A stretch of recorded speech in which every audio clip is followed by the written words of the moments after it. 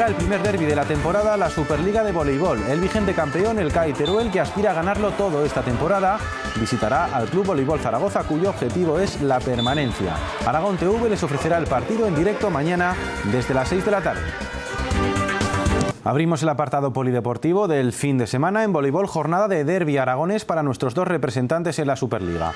Por séptima temporada consecutiva, el Club Voleibol Zaragoza y el CAI Teruel volverán a enfrentarse en la máxima categoría de este deporte. Una cita con objetivos muy distintos. Mientras que el equipo zaragozano va a luchar por la permanencia, los turolenses parten como el rival a batir y el principal candidato a revalidar los títulos de Liga y de Copa. La cita la podrán seguir mañana en directo aquí en Aragón TV a partir de las 6 menos 10 de la tarde.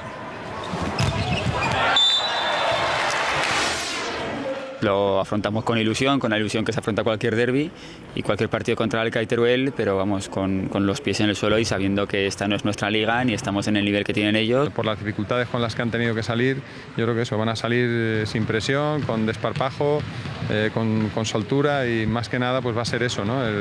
La intensidad que van a plantear, el trabajo en segunda línea, lo que tengamos que contrarrestar.